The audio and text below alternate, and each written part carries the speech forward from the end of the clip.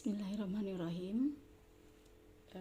Untuk kelas 10 kita pelajari tentang tabel periodik unsur ya.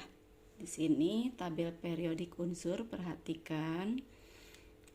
Tabel periodik unsur digolongkan ada dua golongan, yaitu golongan utama. Golongan utama itu adalah mulai dari 1A, 2A,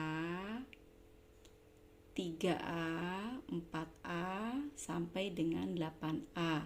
Ini adalah golongan utama. Jadi golongan utama ini dan ini. Ya, itu golongan utama. Nah, sekarang kalau golongan ini ya, ini dinamakan golongan transisi. Ini golongan B. Nah, jadi golongan utama tadi golongan A, kalau golongan B itu golongan transisi. Nah, yang di bawah ini namanya transisi dalam. Nah, sekarang perhatikan golongan utama ada apa saja, yaitu golongan 1A dari atas ke bawah nih, golongan 1A ya. Kemudian golongan 1A ada apa saja, yaitu ada hidrogen, Li, natrium, kalium dan seterusnya. Ini golongan 1A. Golongan 1A dinamakan golongan alkali. Golongan 2A ini dinamakan golongan alkali tanah. Terdiri dari apa saja? Ada Be, ada Mg, ada Ca dan seterusnya. Ini golongan alkali tanah. Berikutnya golongan 3A.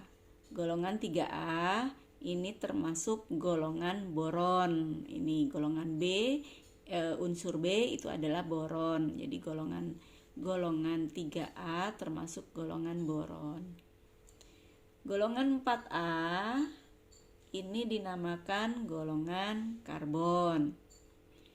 Golongan 5A dinamakan golongan nitrogen. Golongan 6A golongan oksigen. Golongan 7A itu adalah golongan halogen. Dan golongan 8A ini adalah golongan gas mulia. Nah, golongan gas mulia ini adalah unsur-unsur yang stabil. Perhatikan, 8A itu adalah unsur-unsur yang stabil. Ya. Nah, berikutnya kita lihat golongan transisi. Golongan transisi di sini ya dimulai dari 3B ya, ini transisi ya. Kemudian 4B ini transisi ya, ini golongan B transisi. Nah, kalau yang ini dinamakan transisi dalam. Kenapa transisi dalam? Karena ini misalnya dari sini CePrND ya. Ini adalah golongan La. Nah, di sini.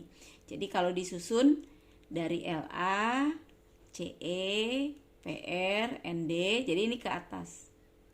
La, Ce, Pr, Nd. Nah, karena ke atas jadi disimpannya di bawah gitu. Nah, yang TH ini TH, Pa, U ini masuk ke dalam golongan Ac, aktinium ya. Nah, ini namanya golongan transisi dalam. Kemudian kalau kalian perhatikan di sini, nah, ini ada keterangan ya. Keterangan, kita ambil contoh ini 1 nih. H nomornya 1, kemudian ini ada 1,008. Nah, ini artinya apa? H1 itu artinya nomor atomnya 1. Ini H adalah lambang unsurnya. Kemudian ini 1,008 itu adalah nomor masanya. Nah, mungkin kalian belum mengerti, ini nanti diterangkan untuk berikutnya ya. Perhatikan lagi di sini yang putih itu artinya logam. Putih ini ya. Nih, Li, Na, K, Rb, Cs sampai ini ya. Kemudian golongan 3A nih Al, Ga. Nah, ini termasuk logam nih. Unsur-unsur logam. Ya. Nih. Kemudian yang merah nih. Yang merah ini ya. Ini namanya metaloid. Apa itu metaloid? Metaloid itu dinamakan atau semi logam. Jadi metaloid itu semi logam. Jadi artinya bisa bersifat, ini perbatasan antara logam dan non logam ya. Nah, itu dinamakan metaloid. Sedangkan kalau yang warnanya kuning ini adalah non logam. Ini unsur-unsur non logam nih. Ya. Nah, berikutnya adalah yang warna ini adalah gas mulia tadi ya.